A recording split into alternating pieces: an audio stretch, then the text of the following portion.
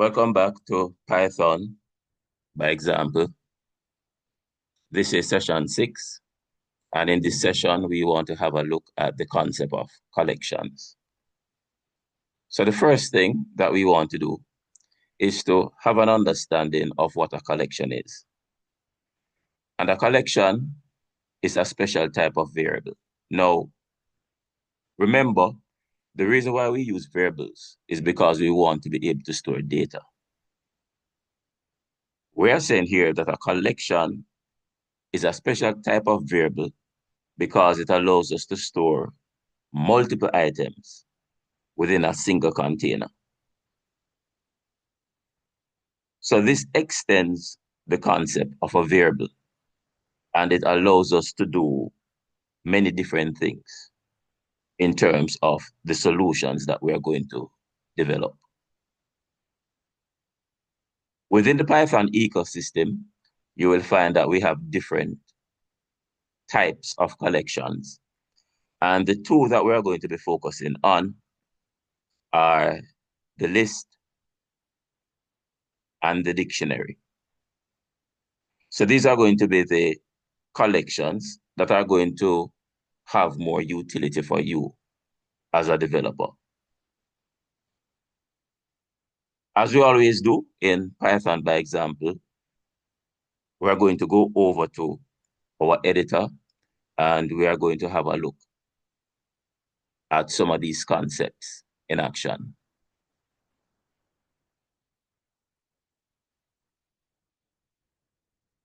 For this particular example, we want to have a list of colors.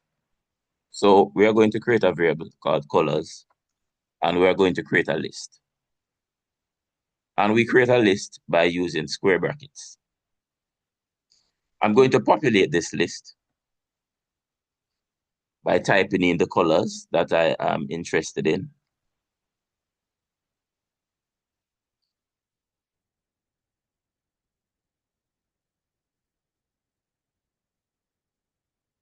And there are the colors, red, green, and gold.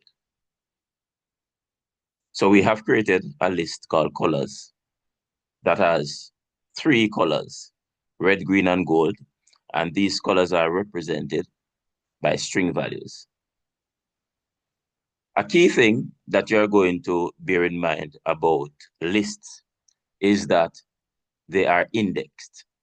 And what this simply means is, as we enter data values into the list, they are given an integer value. This integer value is going to be used to represent the item.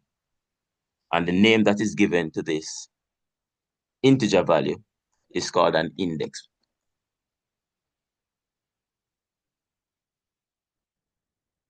Now the index begins at 0. So if we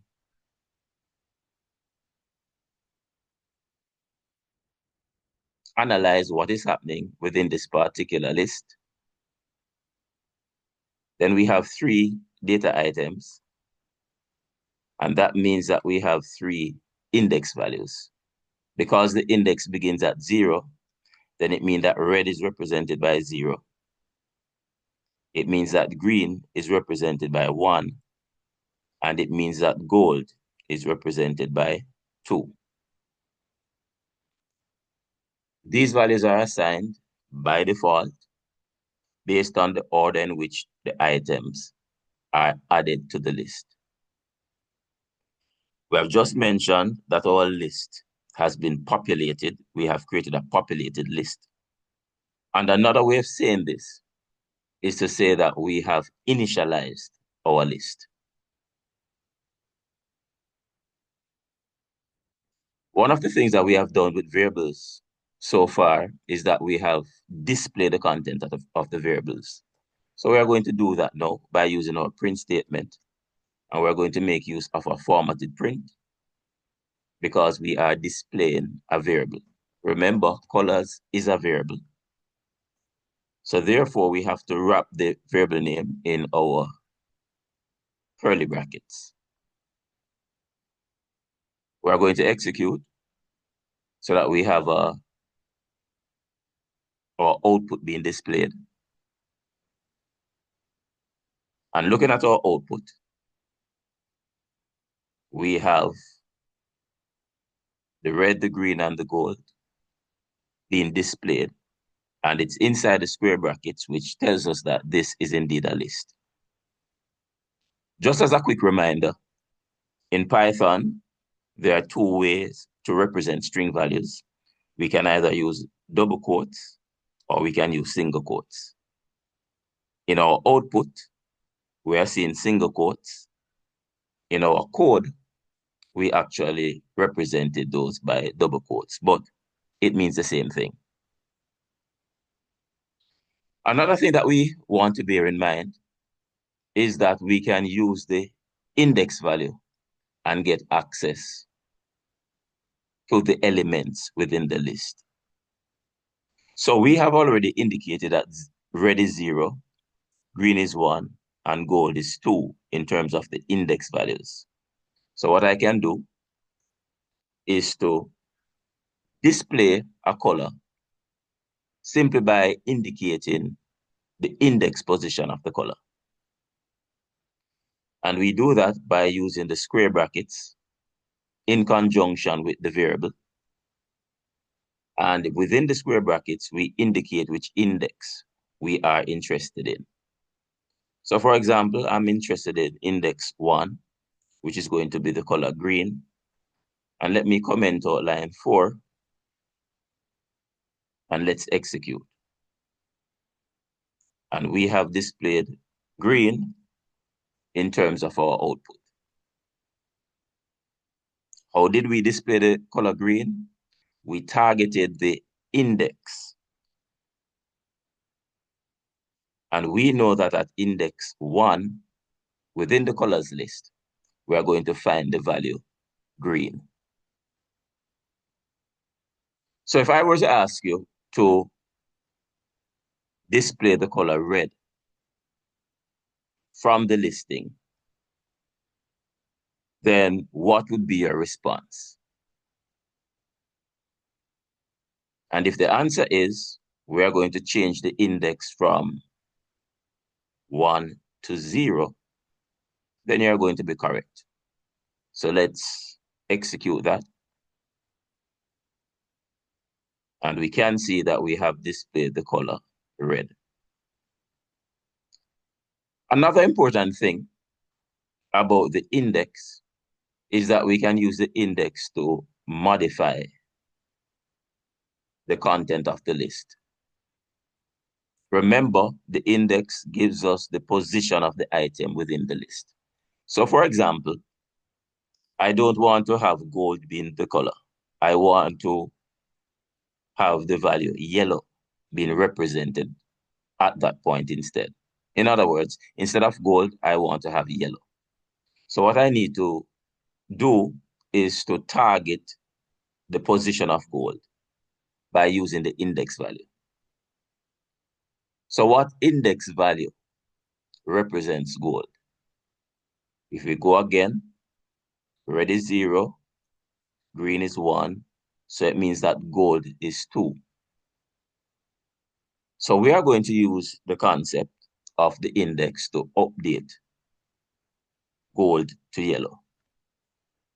So it's the variable name, which is colors, the index position, which is 2, and let us assign the value yellow to that position.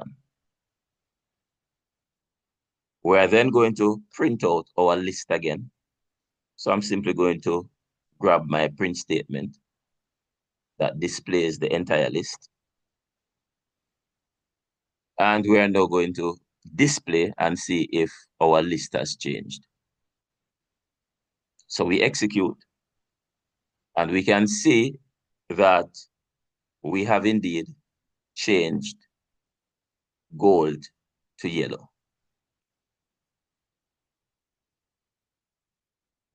One of the things that Python provides in terms of dealing with these lists is that it gives us some operations that we can use as well. So what we have been doing so far is to use the actual index value to do our manipulation of our list. And we had pre-populated the list by putting in the values directly within the list structure. But now we're going to use the concept of operations to do something similar. I'm going to start out with an empty list. So on line 1, I have created an empty list. We know it's empty because we see that within the square bracket, and the square bracket represents a list. Within the square bracket, we have no items there. I'm now going to make use of a operation called append. And I'm going to append the value red into the list. I still have my print statement, which is activated. So let's execute and see what obtains. Based on our output, we now have one value within the list, and that value is red. We did say, however, that the append command allows us to add a value to the list. Where does it add the value? It adds the value to the end of the list, and we are going to test that out.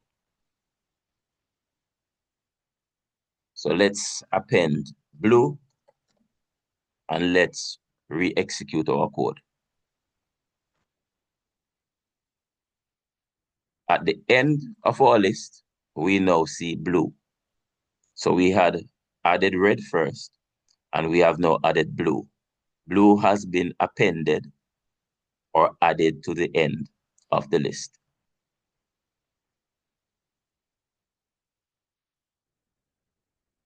Let's do a few more additions. So let's add green, and then we add purple. Let's test to see the content of our colors list. And at the end, we are seeing purple because purple was the last thing that was added to the list. So we have just made use of the append operation. And there's another operation that is going to be important, and it's called the insert operation. Now, the insert operation allows us to add something to the list, but we can determine the position inside the list that we want to add that element. For example, we have red, blue, green, and purple. I want to add the color white between blue and green. In other words, I want my list to read red, blue, white, green, purple. So I need to determine where in the list I am going to add the color white, or where in the list I'm going to insert the color white.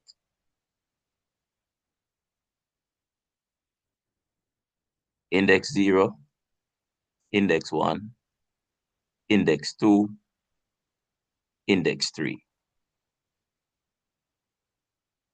At index 2 is where I want to do my insert.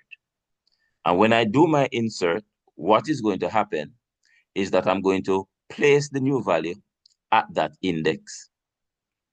And then what the system is going to do is it's going to shift down the rest of the elements, which means that green and purple are going to be shifted to the right. We're going to test that out by doing an insert at index 2. So we're going to insert at 2, and the color that we are inserting is white. And we are going to print colors twice. So I want to print colors after I have added red, blue, green, and purple. And then I want to print colors after I have inserted white at index 2. So looking at our output, we can see that at index 2, we have now placed the color white. As was also mentioned earlier, the green and the purple were actually shifted to the right. So we have looked at append, we have looked at insert. Let's now have a look at how we can get rid of elements from the list. So I'm going to do colors dot remove, and I am going to remove green.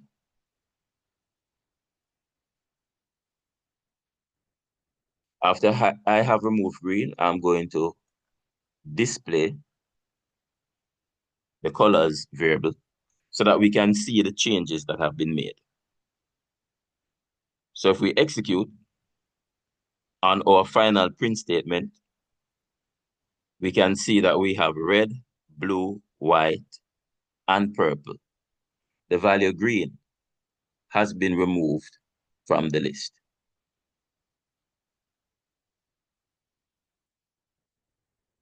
Now, bear in mind that we could have had multiple green colors in the list.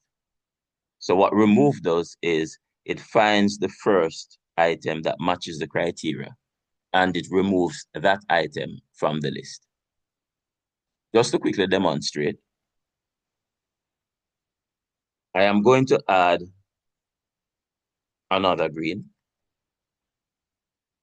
So colors that append, and we're going to add green after purple. Let's re-execute. So looking at our first line, we have red, blue, green, purple, green. We then inserted white, so we end up with red, blue, white, green, purple, green. And we removed green, which means that we are going to remove the first occurrence of green. And the first occurrence of green appears between white and purple. If we look at our final list, we are going to realize that there is no longer any green between white and purple because that green has been removed. However, we still see a green inside the list, and this is the green that was appended to the end of the list. In other words, that's the green after the purple.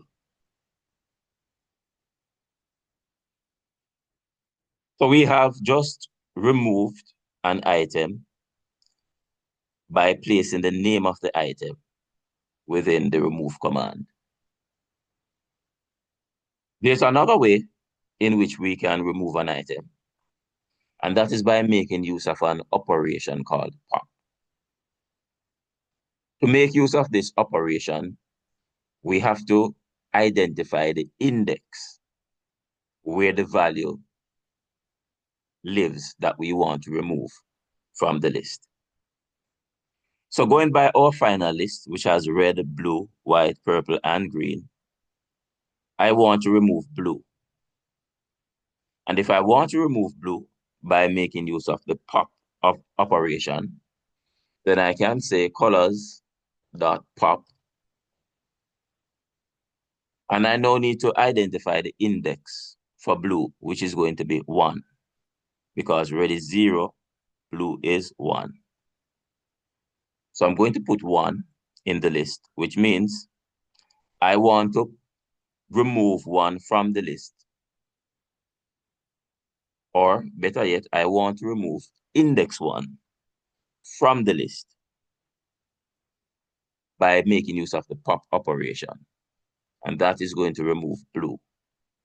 Whenever we use the pop operation, we can store the value that has been popped. So I'm taking the value that has been popped and I'm putting it inside this variable called color. And I'm going to print the color that was popped. So color popped is, and then we print the value that is inside the color variable. So let's have a look at what our final output is going to be. So the color popped is blue. So we know that we had taken blue out of the list. And now let us print back the list just to reaffirm that blue is indeed gone. And let me put a new line here just to kind of differentiate what is happening in terms of our output screen. So we had red, blue, white, purple, green. We popped index 1, and it tells us that the color that was popped is actually blue, as we have anticipated. And when we survey our list that exists after, we realize that we have red, we have white, we have purple, we have green, but no blue is inside the list. And this confirms that we have indeed removed blue from the list.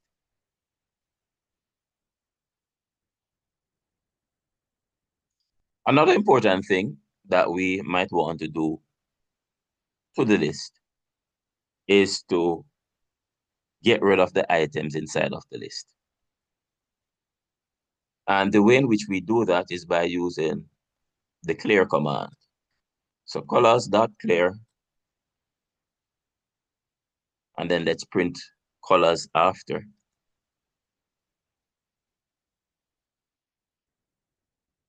Let's execute.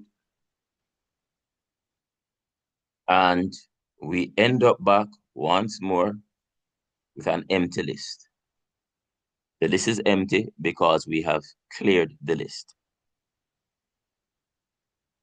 There's one more way in which we can get rid of the items from a list. But this is going to be different from using the clear. Bear in mind that with the clear, we still have the list. It's just that the items from the list have been removed. So instead of colors.clear, I'm going to comment that out. And we are going to use the delete command. So delete colors. And we are going to have a look at what this does. So everything up to the delete is working as we anticipated. We pop the color blue, and we end up with red, white, purple, and green. And then on line 23, we are deleting colors. Now note, on line 24, we are trying to print colors like we did before when we used the clear command. But now note that the message that we are getting this time from the system is that colors is no longer defined.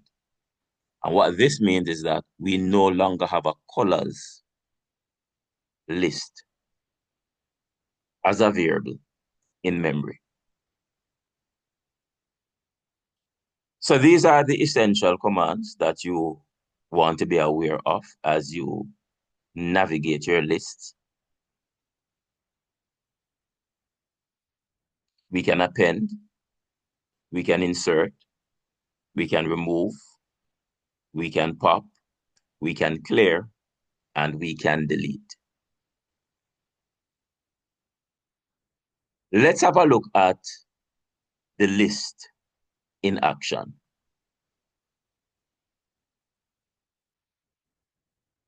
And when I say the list in action, we are going to use the list to solve a problem. And as we make use of the list, we're going to be incorporating some of the additional concepts that we would have learned. For example, our if statements and our looping statements. So as a teacher, I want to store grades for my students. And I'm creating a list that will allow me to store those grades. Now, because I have bright students, then the grades are looking extremely nice. But unfortunately, there are a few students who are not doing as well as I anticipate. And those students have obtained some zeros. What I'm going to try to do is I'm going to use this list to determine how many students actually ended up with a zero. In order to do this, I will have to go through the list. In other words, I have to scan the list. And as I look at each item, I have to ask myself, is this item a zero? And whenever I find a zero, then I'm going to add one to a counter. So far I have 1 0. I keep on scanning. I know I have another 0. So I have to increment my count by a 1. So I now have 2 zeros. I am now at the end of my list. So it therefore means that I have 2 students who obtained a 0. Now it might seem like a complicated task, but Python is going to make this super easy to solve. And that's one of the reasons for introducing you to Python. When you compare how to get this done in a language like C++, you're going to see that it is a bit more involved because Python shields you from some of the underlying mechanisms and concepts that you would have to contemplate with or contend with. So here goes in terms of our solution. We're going to write a loop, and inside the loop, we're testing for membership. So this is a loop, it's a for loop. Grades is our list. So that is similar to when we were using like the range. And we know that we had a variable that allows us to go through the range. So in this case, we have a variable called G that allows us to go through the grades list.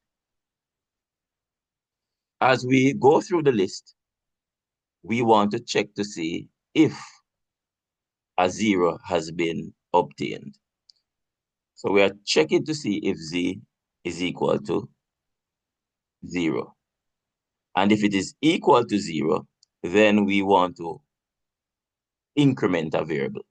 So we need that variable first. So let's put it above the loop and let's call it count. And we initialize count to 0. So each time G is 0, meaning each time we find a grade inside the list that is a 0, we want to increment count. So count plus equal 1. At the end of the loop, we then want to print how many zeros we obtained. So let's say count students got a 0. So we are now going to execute this code and see how it works.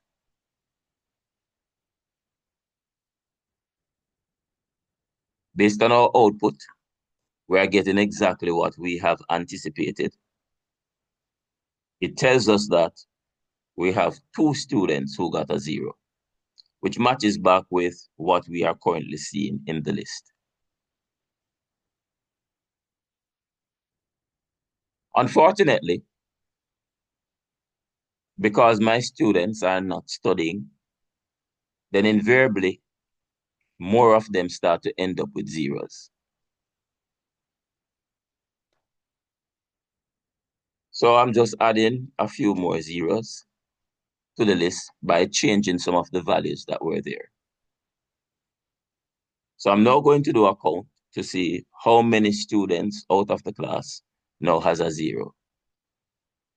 So all we have changed is the list items, but the rest of the code remains the same. And we are now seeing that 4 students have obtained a zero.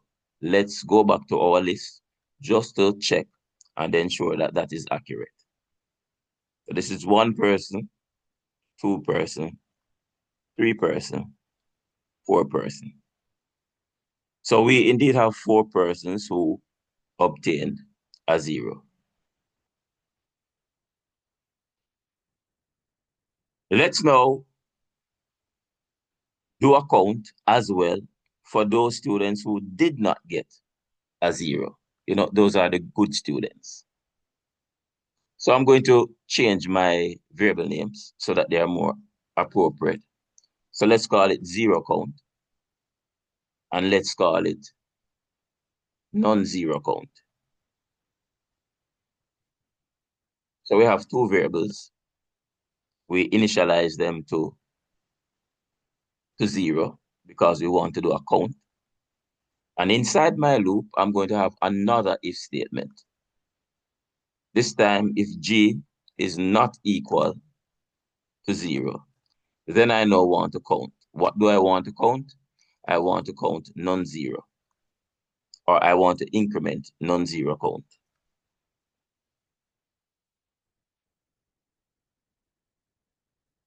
And we have to make the modification above because we had changed the variable. So instead of having count, we now have zero count. So we want to see the number of students who got a zero. And we also want to see the number of students who did not get a zero. Remember, the variables have changed. So it must be zero count. Students got a zero. And then it should be non-zero count. Students did not get a zero. So just looking at our list, how many items do we have? We have 1, 2, 3, 4, 5, 6, 7 items. If 4 persons got a zero, then it means that 3 persons should not get a zero. We're going to execute. I'm seeing a syntax error. And on line 10, I have placed a semicolon instead of a colon. So let's change that. And let's re-execute. So 4 students got a zero, and 3 students did not get a zero. Now note, in my code, I have 2 tests. I have if G is equal to 0, because we're testing to see whether or not the grade that we are looking at is a 0. And I've also asked the question if G is not equal to 0. But we could rewrite this code, and instead of having 2 if statements, we could have an else.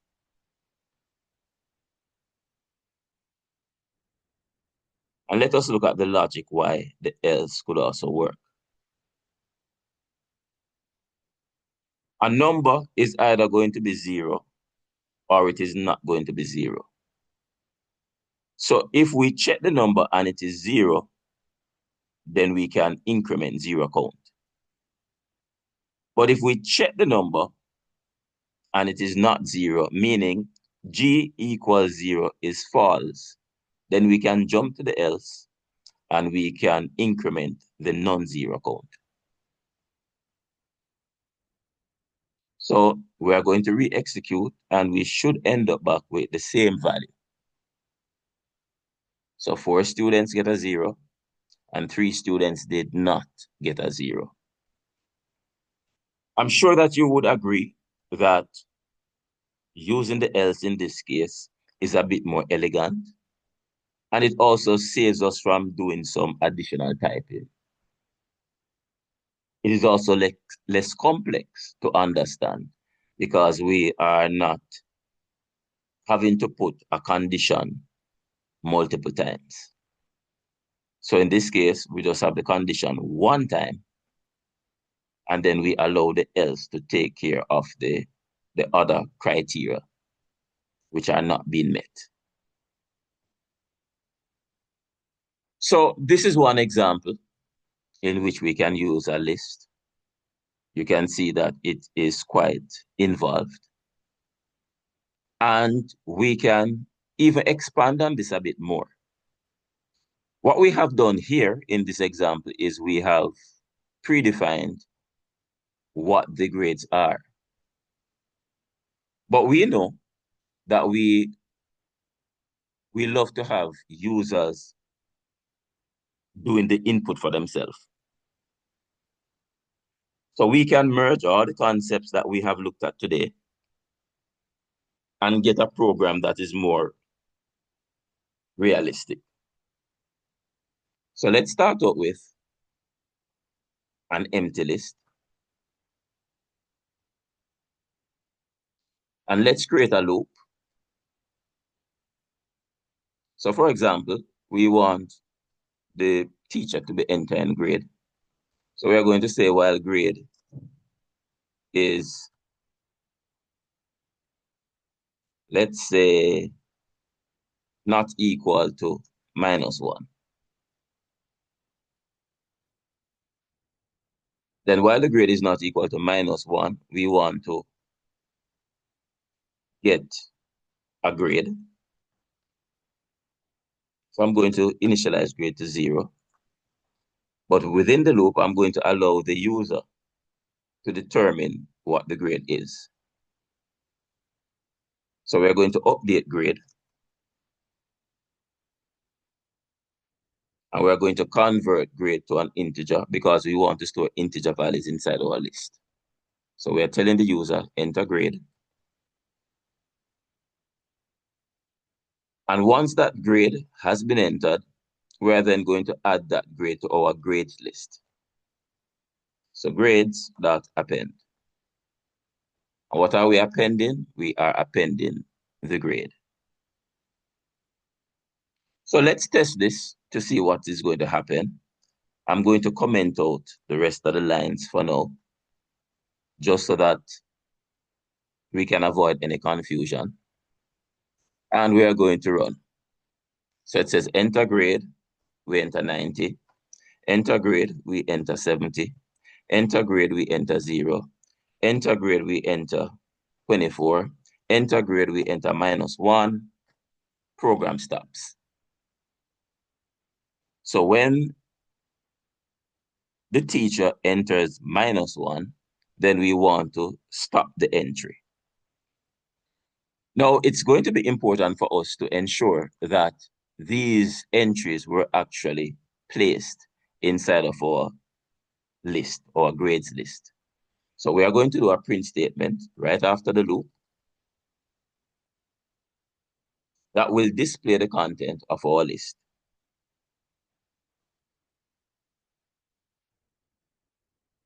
And we are going to do that again. We're going to test back the program.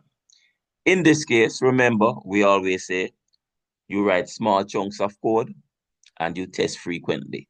So we are using the same kind of concept as we build out the solution. Now, one of the things that we don't want to be inside our array is the -1, because that is not a valid grade. So we're going to check to ensure that -1 has not been entered into the grade list. So we are running. And by the way, just to note that there are different terminologies used to represent a list. In Python, it's called a list. If you're doing another language like C++, it would be called an array. Same concept, just different terminologies. All right, so let's start entering grades. Students are very bright, so 92, 76. This one is not so bright. They got 32. This one got a 0. Then we have 85. Then another 0, unfortunately, and another 0, unfortunately. Then this person gets a 37. Not sure why they get such a low grade. Not studying probably. And then after that, -1 is going to be entered. So how many valid grades do we have? 1, 2, 3, 4, 5, 6, 7, 8. Those are the grades that we want to have been stored inside our grades list. So I'm going to hit enter. And when we have a look at what is being displayed, we are seeing, lo and behold, that at the end of the list, we're storing that data value that we do not want. So we need to put in some code that will prevent that from happening, because that's not our intention. So we actually really wanted to stop, in this case, at the 37. How can we address that? Well, on line 7, the user is going to enter a grade. And at that point, the grade that can be entered can be anything, including the -1. So after we have obtained the grade, what we would want to do is to do a check. And we're checking before we add the grade to the list. So if grade is not equal to -1, then we want to add that grade to the list.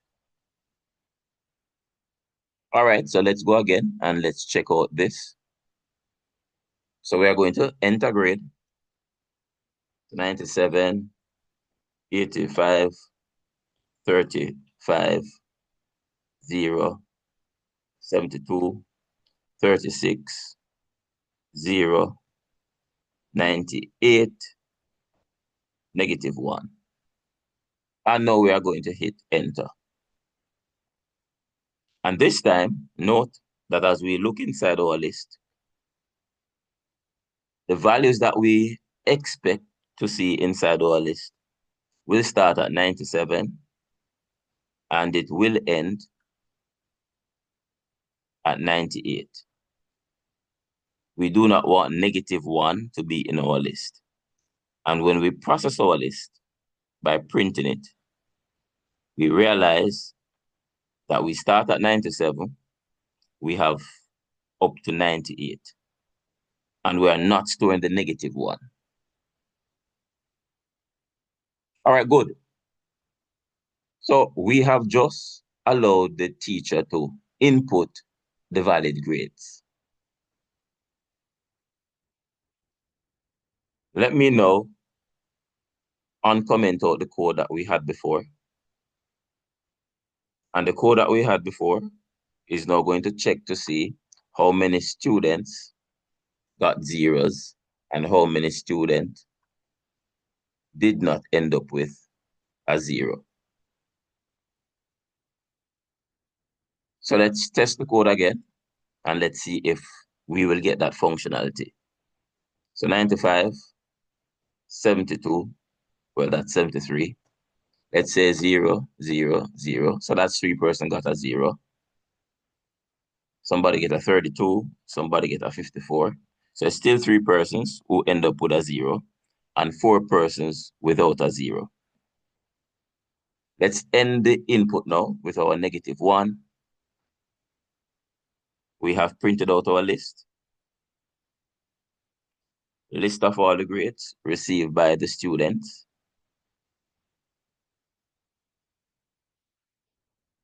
And it's now instructive to see that we have 3 students who got a 0. And we have 4 students who did not get a 0. 3 students got a 0. We can see that demonstrated right here in the list because we placed the zeros beside each other. And for those who did not get a 0, we can see that being displayed by these values in the list.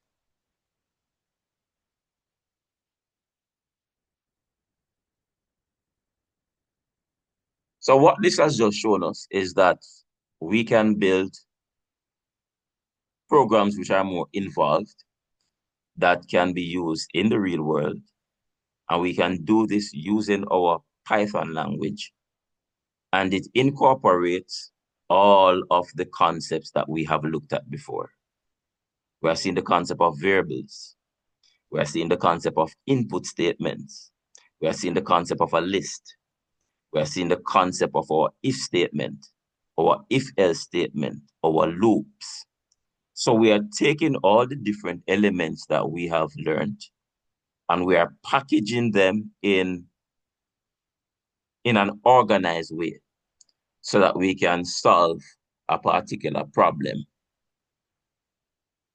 that we are faced with. And this brings us to the end of this particular session.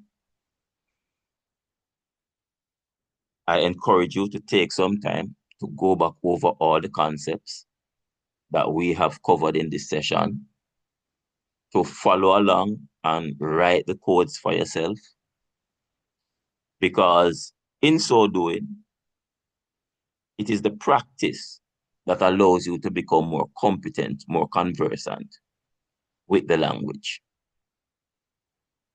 In our next session, we will be having a look at the concept of dictionaries, which is another type of collection that also enables us to be able to write real-world solutions.